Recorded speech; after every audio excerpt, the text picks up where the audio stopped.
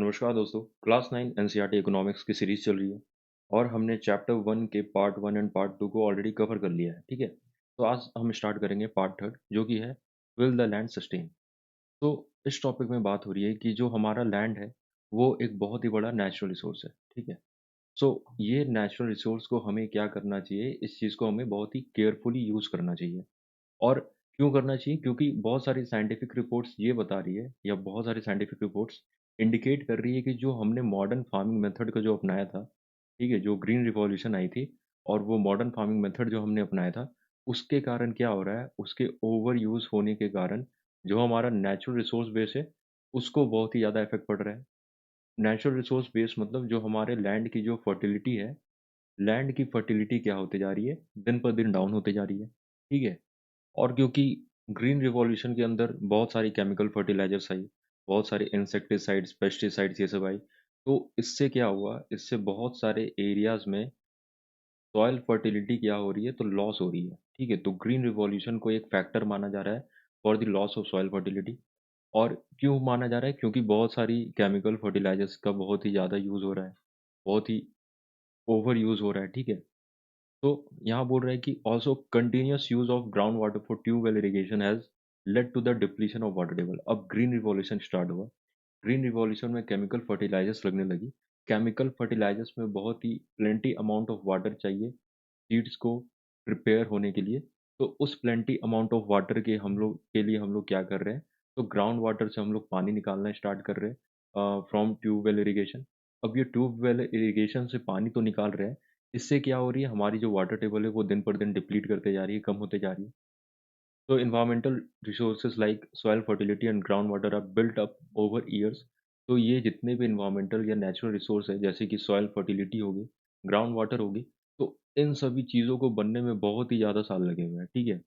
मतलब आपका जो ग्राउंड वाटर है वो आप जैसे ही निकालते हो बाहर, तो उस चीज़ को रिचार्ज होने में भी टाइम लगता है। ग्राउंड वाटर को रिचार्ज होने में भी बहुत ज़्यादा टाइम लगता है और सॉइल फर्टिलिटी मेंटेन होने में भी बहुत ज़्यादा साल लगती है। Once destroyed it is very difficult to restore them. और अगर एक बार ये डिस्ट्रॉय हो जाए तो इसको बहुत ही डिफिकल्ट है रीस्टोर करना। इसीलिए हमें इस चीज़ का बहुत ही अच्छे से ध्यान देना चाहिए ताकि एनवायरनमेंट में जो भी चीज़ें हो वो फ्यूचर के एग्रीकल्चर के डेवलपमेंट को अफेक्ट ना पहुंचाए, ठीक है? तो ये चीज़ें यहाँ पे बात हो रही है। और जो केमिकल फर्टिलाइज़र्स है, केमिकल फर्टिलाइज़र्स के अंदर इतने सारे मिनरल्स होती है, तो उससे क्या होता है कि वो पानी में तुरंत से वो डिज़ॉल्व हो जाता है और डिज़ॉल्व होने के साथ-साथ वो क्या होता है, प्लांट्स को वो ईज़िली मिल जाता है। बट ये जो चीज़ है वो सॉइल में रिटेन होके नहीं रहती है। उससे होता क्या है एक्चुअल में, तो ये सॉइल में रिटेन तो नहीं रहती है लंबे समय तक। वो क्या होता है उसके कारण ये चल जाती है ग्राउंड के अंदर और वो ग्राउंड वाटर को पॉल्यूट करती है, ठीक है? तो वो सॉइल के अंदर बहुत ही डीपली चल जाके वो ग्राउंड वाटर को पॉल्यूट करना स्टार्ट करती है, जितने भी केमिकल फर्टिलाइज़र्स हैं। तो ग्राउंड वाटर डिप्लीट होता ये पॉल्यूट होता है, उसके साथ-साथ रिवर्स एंड लेक्स जितने भी हैं वो सब भी पॉल्यूट हो रहे हैं। तो केमिकल फर्टिलाइज़र्स का और भी क्या इफ़ेक्ट है, तो वो जितने भी बैक्टीरियाज़ और जितने भी माइक्रो ऑर्गेनिज़्म है सॉइल के अंदर प्रेज़ेंट, उन सभी बैक्टीरिया एंड माइक्रो ऑर्गेनिज़्म को मारता है। ठीक है? तो बैक्टीरिया में गुड बैक्टीरिया भी और खराब बैक्टीरिया भी है। बट ये क्या करता है केमिकल फर्टिलाइज़र, जितने भी अच्छे बैक्टीरिया भी है, सभी बैक्टीरिया को खत्म कर देता है ये। तो ये भी एक तरह का इफ़ेक्ट है, बहुत ही बुरा इफ़ेक्ट है हमारे सॉइल के लिए, सॉइल फर्टिलिटी के लिए। तो इसका मतलब क्या होगा कि अगर हम इसी चीज़ को, this means some time after their use the soil will be less fertile than ever before. तो इसी चीज़ को हम अगर बहुत ही ज़्यादा यूज़ करने लगे, तो हमारी जो सॉइल की जो फर्टिलिटी होगी, वो दिन पर दिन डिप्लीट करते जाएगी, दिन पर दिन खत्म खत्म होती जाएगी, ठीक है? तो ये बहुत ही लार्ज अमाउंट में केमिकल फर्टिलाइज़र्स की जो कंज़प्शन हुई है, वो सबसे ज़्यादा पंजाब में हुई है, ठीक है? तो इसके कारण क्या हुआ, continuous use of fertilisers has led to degradation of soil health. तो वहाँ की जो सॉइल की जो हेल्थ थी या सॉइल फर्टिलिटी जो थी, वो क्या हो रही है, दिन पर दिन डिग्रेड करते जा रही है। और पंजाब फार्मर्स को क्या अब मतलब करना पड़ रहा है, they are now forced to use more and more chemical fertilisers and other inputs to achieve the same production level. तो स्टार्टिंग में जितनी इनकी प्रोडक्शन लेवल थी, अब उसी चीज़ को अचीव करने के लिए इन्हें बहुत ही ज़्यादा more and more chemical fertilizers use करना पड़ रहा है और भी बाकी जितने भी अदर इनपुट्स हैं, उन सभी इनपुट्स को इनको यूज़ करना है ताकि वो सेम प्रोडक्शन लेवल को मेंटेन कर पाएँ। तो this means cost of cultivation is rising very fast. इससे क्या पता चल रहा है कि फार्मर जो है, वो एक पर्टिकुलर क्रॉप को ग्रो करने के लिए पहले जितना अमाउंट ये खर्च कर रहे थे, मान लो पहले वो अमाउंट खर्च कर रहे हैं ₹10। अब क्या हो रहा है, more and more chemical fertilizers और इनपुट्स यूज़ कर रहे हैं, तो उसके लिए इनको क्या करना होगा, उसके लिए एक्स्ट्रा और मनी इसमें ऐड करना होगा ₹10 में। तो इससे क्या होगा, हमारा जो कॉस्ट ऑफ कल्टीवेशन है, वो क्या हो रहा है, वो दिन पर दिन बढ़ते जा रहा है। कॉस्ट ऑफ कल्टीवेशन बढ़ रहा है, तो हमारे जेब से भी पैसा उतना ही जाएगा। ठीक है? तो ये केमिकल फर्टिलाइज़र्स के कारण ये सभी चीज़ें हो रही हैं। फिर यहाँ पे है कि how is land distributed between the farmers of Palampur? तो पालमपुर के लोगों के बीच जो लैंड है, वो किस तरीके से डिस्ट्रीब्यूटेड है? तो स्टार्टिंग की वीडियो अगर आपने देखी होगी तो उसमें आपने पढ़ा होगा कि टोटल जो वहाँ पे फैमिलीज़ थी पालमपुर विलेज में, वो 450 फैमिलीज़ थी। और इन 450 फैमिलीज़ में अगर देखा जाए तो बहुत ही डिफरेंट कास्ट वहाँ पे मतलब प्रेज़ेंट थे। और इन सभी कास्ट में अगर देखा जाए तो टोटल 80 अपर कास्ट के लोग थे। और ये जो 80 अपर कास्ट के लोग हैं, इनके पास मेजॉरिटी ऑफ लैंड वहाँ पे प्रेज़ेंट थी, ठीक है? और फिर ये भी चीज़ आपने देखा होगा कि जो शेड्यूल्ड कास्ट के लोग थे, उनका जो पॉपुलेशन था, वो 1/3 of the population of Palampur था। तो ये चीज़ अगर आपने पहले का पार्ट देखा होगा, तो ये आपको क्लियरली पता होगा। तो ये चीज़ यहाँ पे बताई जा रही है कि तो you must have realised how important land is for farming. तो फार्मिंग के लिए लैंड कितना ज़रूरी है, ये तो हमें पता ही है। Unfortunately not all the people engaged in agriculture have sufficient land for cultivation. तो यहाँ पे जैसे हमने देखा कि जितने भी लोग थे वहाँ पे, उसमें सभी लोगों के पास सफिशिएंट लैंड नहीं थी, ताकि वो कल्टीवेट कर सकें, ठीक है? तो पालमपुर में अगर देखा जाए तो 1/3 ऑफ द फैमिलीज़ जो 450 फैमिलीज़ में देखा जाए, तो वो 1/3 जो फैमिलीज़ थी वो क्या थी, लैंडलेस पीपल थे। तो 1/3 कौन थे? तो ये जो शेड्यूल्ड कास्ट के लोग थे वो थे। और दैट इज़ 150 फैमिलीज़, तो 150 फैमिलीज़ टोटल जो अराउंड थी, वो लैंडलेस लोग थे। And most of the Dalits have no land for cultivation. और इसमें से मोस्टली अगर देखा जाए तो दलित्स पीपल ही थे, जिनके पास लैंड नहीं थी कल्टीवेशन के लिए। Of the remaining families who own land, 240 families cultivate small plots of land less than 2 hectares in size। तो ऑफ द रिमेनिंग फैमिलीज़ में से मतलब कि टोटल जो फैमिलीज़ थी वो टोटल 450 फैमिलीज़ थी। सॉरी, टोटल 450 फैमिलीज़ थी पालमपुर में। और 450 फैमिलीज़ में से अगर देखा जाए तो जो लैंडलेस पीपल थे, लैंडलेस फैमिलीज़ थी वो कितनी थी, 150। तो 450 माइनस 150 हो गया आपका 300। और इन 300 फैमिलीज़ के अंदर अगर 240 फैमिलीज़ को देखा जाए, तो 240 फैमिलीज़ जो ऐसी थी जिनके पास स्मॉल प्लॉट्स ऑफ लैंड थे। और ये सभी स्मॉल प्लॉट्स ऑफ लैंड जो थे, वो 2 हेक्टेयर के साइज़ से भी कम थे। ठीक है? तो 2 हेक्टेयर मतलब क्या हो गया? 1 हेक्टेयर मतलब 10,000 मीटर स्क्वायर, 2 हेक्टेयर्स मतलब 20,000 मीटर स्क्वायर के साइज़ से भी कम लैंड थे, उन सभी लोगों के पास। कितने लोगों के पास? तो 240 फैमिलीज़ के पास। तो ये यहाँ पे आप देख सकते हो इस पिक्चर में, पिक्चर 1.5 में, कि पालमपुर विलेज की डिस्ट्रीब्यूशन दिखा रही है कि कल्टीवेटेड लैंड कितना है। तो यहाँ पे ये सब जो फिगर में है, ये आप क्या देख रहे हो, स्मॉल प्लॉट्स ऑफ लैंड है। यहाँ भी बहुत ही स्मॉल 2 हेक्टेयर से स्मॉल प्लॉट्स ऑफ लैंड यहाँ पे देख सकते हो। ये सब कुछ-कुछ जो है, ये बिग प्लॉट्स ऑफ लैंड यहाँ पे देखने को मिलेंगे। ठीक है? तो ये कुछ ही अमाउंट में, और स्मॉल प्लॉट्स ऑफ लैंड आपको बहुत ही ज़्यादा देखने को मिलेंगे। Cultivation of such plots doesn't bring adequate income to the farmer family. तो ये जो स्मॉल प्लॉट्स ऑफ लैंड में जितनी भी कल्टीवेशन हो रही थी, उससे सभी फार्मर फैमिली को adequate amount of income produce नहीं हो रहा था। ठीक है भाई?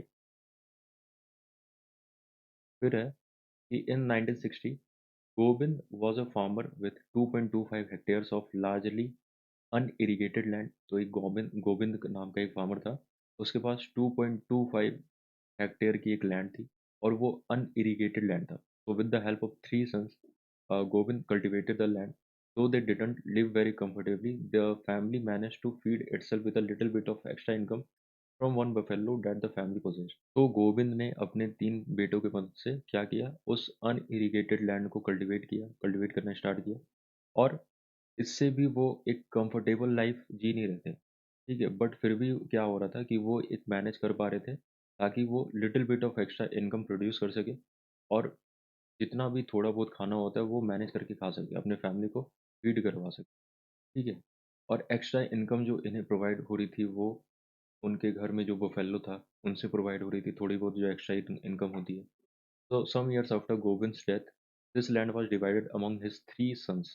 और ये जो लैंड था, ये गोविंद के तीनों बेटों में क्या हो गया, वो डिवाइड हो गया। Each one has now plot of land, this is only 0.75 hectares in size. तो अब क्या पता चल रहा है कि हर एक इंसान के पास अभी 0.75 हेक्टेयर्स की लैंड मौजूद है। पहले अकेला एक इंसान के पास 2.25 हेक्टेयर्स की लैंड थी। अब देखा जा रहा है डिस्ट्रीब्यूशन ऑफ लैंड हुआ तो 0.75 हेक्टेयर्स की लैंड ये तीनों सन्स के पास इक्वली मौजूद है। So even with improved irrigation and modern farming method, Govind's sons are not able to make a living from their land.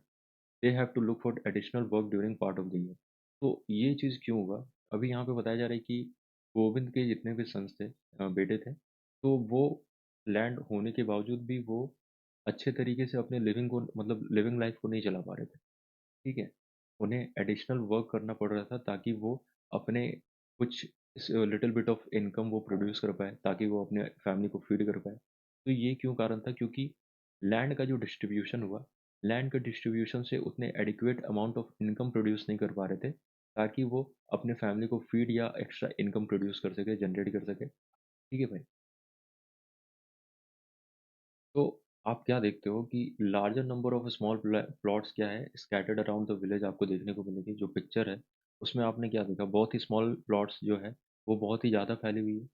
क्यों फैला है? क्योंकि इसका कारण हो सकता है कि जो डिस्ट्रीब्यूशन होता है वो डिस्ट्रीब्यूशन के कारण फैला होगा। तो these are cultivated by the small farmers. On the other hand more than half of the area of the village is covered by the plots that are quite large in size. और हाफ of द लैंड या उससे भी ज़्यादा बोला जाए तो लार्ज एरिया साइज में जो भी लैंड है वो वहाँ पे मौजूद थे। तो in Palampur there are 60 families of medium large farmers who cultivate more than 2 hectares of land.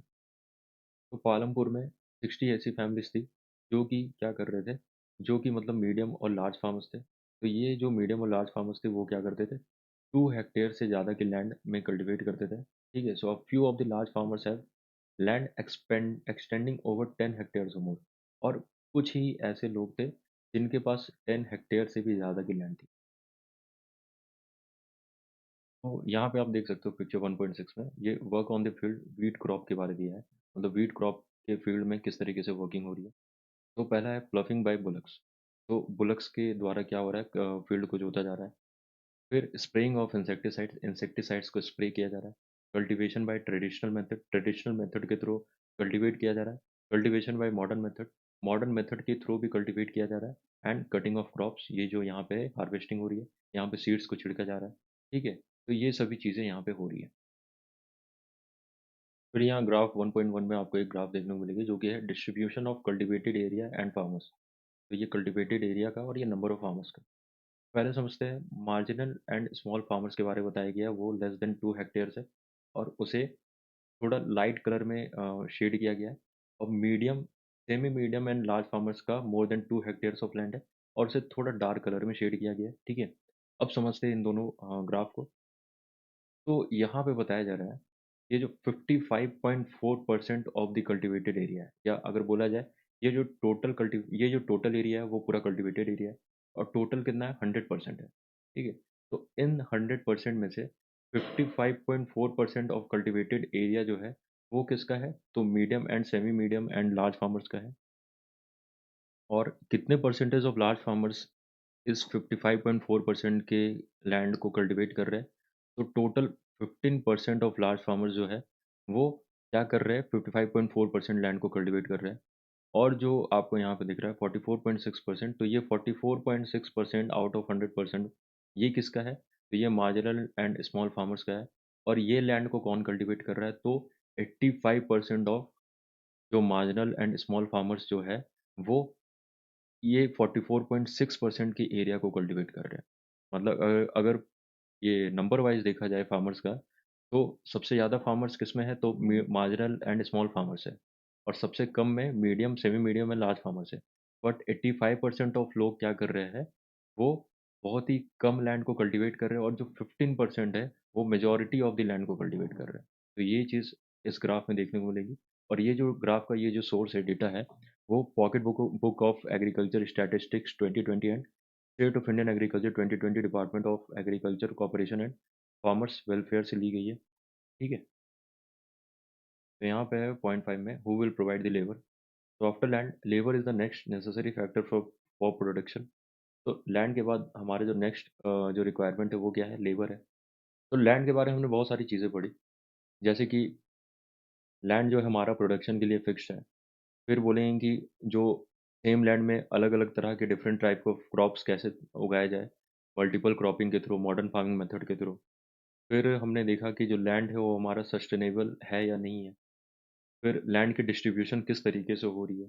तो इन सभी चीज़ों को हमने लैंड के बारे में समझा, बट अब लैंड के बारे में हमें क्या समझना है? लेबर के बारे में। तो farming requires a great deal of hard work. Small farmers along with their families cultivate their own fields, thus they provide the labor required for farming themselves. तो फार्मिंग में क्या होता है, बहुत ही ज़्यादा हार्ड वर्क चाहिए होता है, क्योंकि फार्मिंग एक हार्ड वर्क का ही काम है।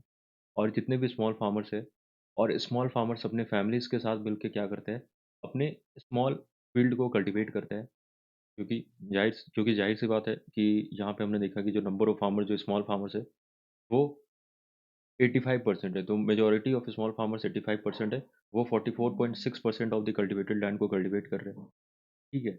Thus, they provide the labor required for farming themselves. Medium and large farmers hire farm laborers to work on their field. तो इससे पता चलता है कि जो स्मॉल फार्मर्स है वो अपने ही द्वारा या अपने ही फैमिली के द्वारा फार्मिंग करवा लेते हैं, ठीक है? उन्हें लेबर की रिक्वायरमेंट नहीं होती है, मतलब कि लेबर की रिक्वायरमेंट होती है, बट वो अपनी फैमिलीज़ के द्वारा फार्मिंग करवा लेते हैं। बट जितने भी मीडियम और लार्ज फार्मर्स हो गए, उन्हें लेबर हायर करने पड़ते हैं, और ये लेबर कौन होते हैं? तो ये फार्म लेबरर्स होते हैं। फार्म लेबरर्स कौन हो गए? तो वैसे टाइप के लेबरर्स जो कि लैंडलेस फैमिली से बिलॉन्ग कर रहे हैं, और या तो उनके पास स्मॉल प्लॉट्स ऑफ लैंड है, ठीक है? तो स्मॉल प्लॉट्स ऑफ लैंड के जो फैमिली मेंबर्स हैं, वो एज़ अ फार्म लेबरर्स बन जाते हैं, ठीक है? For medium and large farmers. So unlike farmers, farm laborers do not have a right over the crops grown on the land. तो ये जितने भी फार्म लेबरर्स हैं, उनको राइट नहीं है, वो जो भी क्रॉप को ग्रो कर रहे हैं, उनको राइट नहीं है कि वो सारे क्रॉप्स को रख सकें। तो instead they are paid wages by the farmer for whom they work. तो इन्हें इसके बदले क्या मिलता है, इस काम करने के बदले?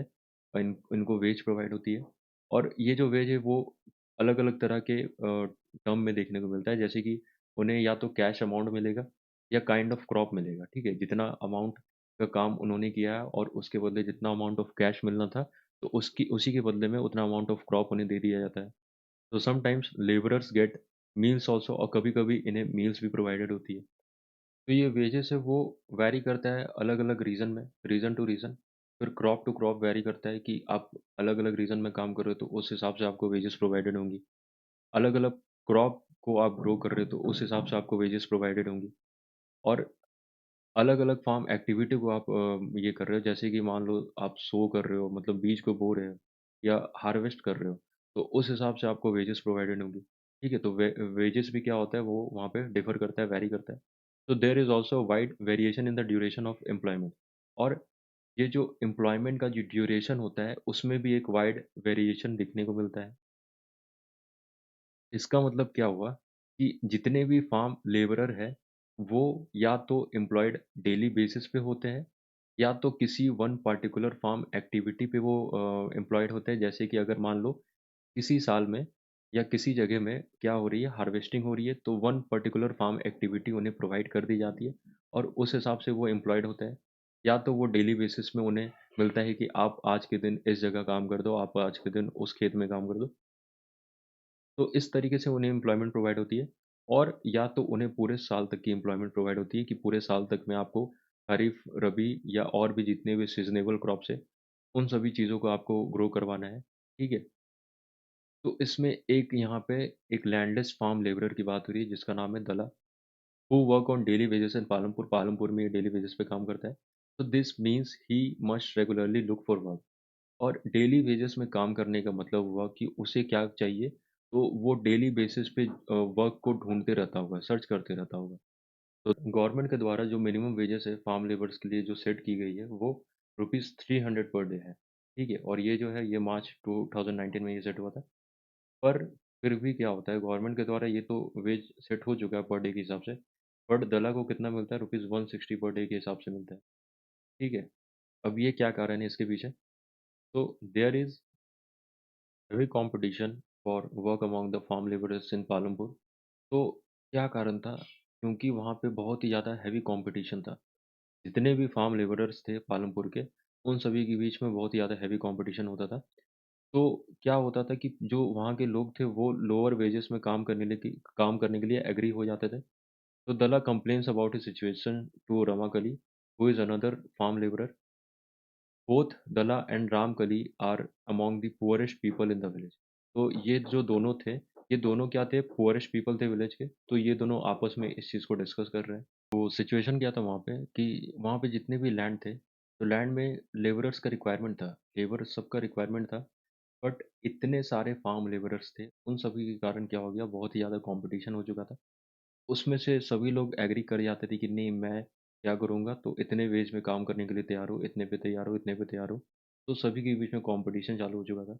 इसके कारण ये जो लोअर वेज वाला जो सिचुएशन है, गवर्नमेंट के 300 पर डे फिक्स करने के बावजूद भी ये चीज़ चल रहा था। ठीक है? तो यहाँ पे पिक्चर 1.7 में वही कन्वर्सेशन आपको दिखाई गई है दला और रामकली के बीच में। तो यहाँ पे ये 2 लोगों के बारे में बताया जा रहा है। ये शायद दला है और ये रामकली है। तो ये बोल रहा है कि it is difficult to find work these days, only the large farmers hire us and that too for very limited number of days. तो ये बोलना चाह रहा है कि जो लार्ज फार्मर्स है वो बहुत ही लिमिटेड नंबर ऑफ डेज के लिए हमें हायर कर रहे हैं, इसीलिए बहुत ही मतलब काम ढूंढना बहुत ही डिफिकल्ट हो चुका है। We have tractors for ploughing, harvesters for harvesting, threshers for threshing, even for removing weeds some farmers spray weedicide. तो अभी क्या हो रही है कि सभी चीज़ों के लिए जो मैनुअली जो चीज़ काम हो रहा था, उसके उसके अपोज़िट में क्या आ गया है, उसके बिहाफ़ में बहुत सारे मशीन्स आ गई है। जैसे कि प्लफ़िंग जो मैनुअली हो रहा था, वो ट्रैक्टर्स के द्वारा हो रहा है। हार्वेस्टिंग जो मैनुअली हो रहा था, हार्वेस्टर्स आ गए हैं। थ्रेशिंग के लिए थ्रेशर्स आ गए हैं। वीड्स को रिमूव करने के लिए वीडीसाइड आ गई है। तो इन सभी चीज़ों के कारण इन्हें और भी डिफ़िकल्ट हो गया है काम ढूँढना। फिर ये यहाँ पे बोल रही है कि Ghanshyam, the large farmer has just bought a harvester, so we are going to get even less work during the harvest season this year. तो हो सकता है मे बी ये जो है घनश्याम के अंदर काम करती होगी, एक लार्ज फार्मर के अंदर। ठीक है, तो ये बोल रही है कि जो ये घनश्याम है उसने एक हार्वेस्टर बाय कर लिया है, और उस हार्वेस्टर के कारण क्या होगा, हमें अब काम मिलने में बहुत ही मुश्किलें होगी, मतलब बहुत ही लेस अमाउंट ऑफ वर्क मिलेगा। तो last year I work for less than 5 months in the whole year. तो ये लास्ट मंथ्स का अपना डेटा बता रही है कि 12 मंथ्स में इसने टोटल 5 मंथ्स सिर्फ काम किया था। तो ये वहाँ की कंडीशन थी। फिर ये बोल रही है कि this year I will have to look for work in the brick making unit in Raiganj. अब ये फार्म लेबरर होने के बावजूद भी इसे क्या करना पड़ रहा है, ब्रिक मेकिंग यूनिट में घुसना पड़ रहा है, ब्रिक मेकिंग यूनिट में काम करना पड़ रहा है। ठीक है? So my situation is not much better due to the past debt. The money lenders refuse to give me any loan। और ये भी बोल रही है कि मेरा भी जो सिचुएशन है वो कुछ अच्छा नहीं है, क्योंकि जितने भी मनी लेंडर्स थे वो अब लोन देने से ही मना कर चुके हैं, क्योंकि मेरा जितना भी पास्ट का डेप्ट था वो शायद इसने चुकता नहीं किया होगा, तो इसके कारण मनी लेंडर्स भी रिफ्यूज़ कर रहे हैं इसको लोन देने के लिए। ये बोल रहा है कि I owe the local money lender rupees 2000। I had taken rupees 1000 last summer when no work was available in the field। How will I ever repay? I hardly earn enough for 2 square meals. तो ये बोल रहा है कि इसने क्या किया था, एक लोकल मनी लेंडर से रुपीज़ 2000 लैंड लिया था, और लास्ट समर के टाइम भी इसने 1000 रुपीज़ लिया था, जब इसके पास कोई भी काम अवेलेबल नहीं था फील्ड में। ठीक है, तो ये बोलना चाह रहे हैं कि अगर मेरे पास काम है नहीं, तो how will I ever to repay? ये जितना भी अमाउंट इसने लिया है तो वो कैसे रीपे कर पाएगा, कैसे दे पाएगा? आई hardly earn enough for 2 square meals. और ये बहुत ही कम अमाउंट ऑफ मनी अर्न करता है, तो ये किस तरीके से उस चीज़ को रीपे कर पाएगा? तो ये कंडीशंस थी फार्मर की, और इस कंडीशंस को यहाँ दिखाया जा रहा है। फिर कुछ-कुछ क्वेश्चंस यहाँ पे देखने को मिलेगी। Why are farm labourers like Dala and Ramkali poor? तो रामकली और दला जैसे जितने भी फार्म लेबरर्स हैं, इनका ये कंडीशन क्यों है? Gosaipur and Majhauli are 2 villages in north Bihar. North Bihar में ये 2 विलेज हैं, और out of total 850 households in the two villages, there are more than 250 men who are employed in rural Punjab and Haryana or in Delhi, Mumbai, सूरत, हैदराबाद और नागपुर। तो 850 household में से 250 man जो है ये सब जगह पे ये सब क्या है, एम्प्लॉयड है। तो such migration is common in most villages across India.